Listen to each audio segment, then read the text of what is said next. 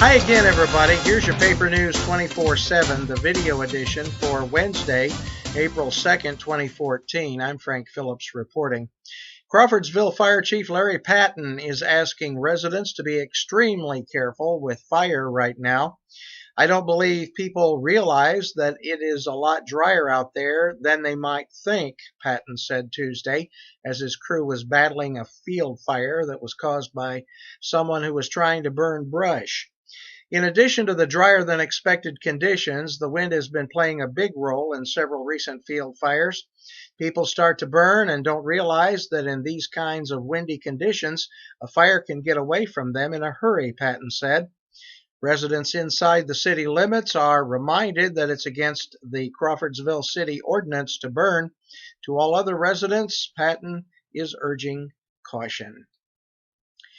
A mountain is forming in northern Montgomery County. Well, it's a scale mountain, but hey, it's a mountain nonetheless.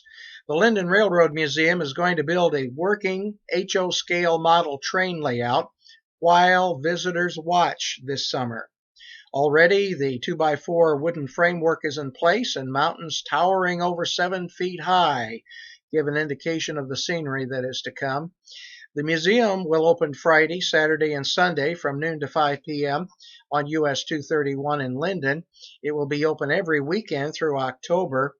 The museum, which is built next to the old nickel plate line, has used models to prod the imagination of visitors for years, but the model railroads were more or less complete before visitors were able to see them.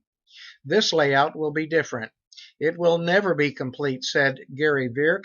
On Monday, museum board members Virk and Elizabeth Hendrickson showed us around and shared their vision for the layout being built in the house that is just south of the main museum building on 231.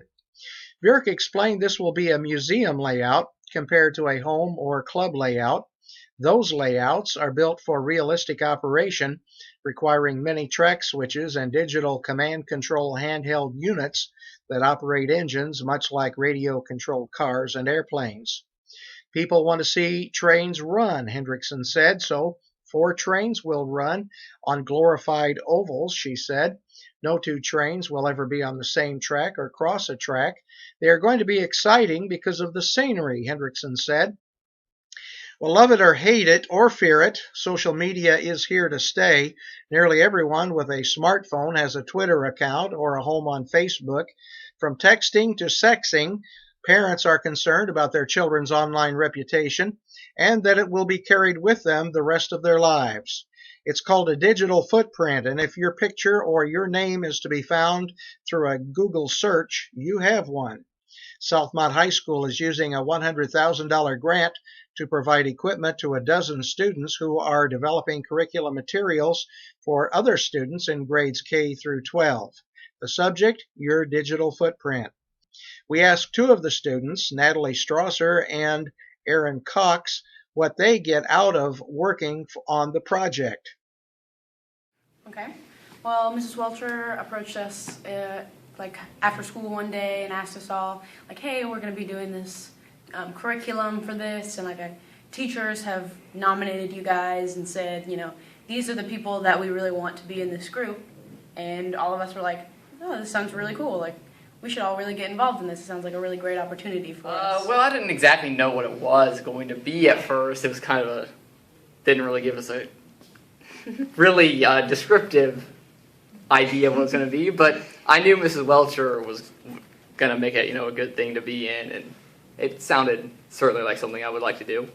Yeah. I really like the fact that we're working with other schools. We're getting to compare what we do to what they do, and we're getting to get ideas from them, and then they can work with us to help us what we're doing, and we can help them, and it's a really great opportunity to be able to share with them and meet new people from other schools. Well, that's about it for us. We hope that you're having a marvelous day as spring is finally sprung. And we hope that you'll take time while you're indoors, or maybe while you're outside on your smartphone or on your tablet, to click through all of the links on our webpage. We've got a lot more information for you on these and other stories. Plus, you can check out the weather forecast, the AccuWeather forecast, on this page as well. It's up in the upper right-hand corner as you're looking at this window. For the Paper News 24/7, the video edition, I'm Frank Phillips reporting. We'll see you tomorrow morning on the radio.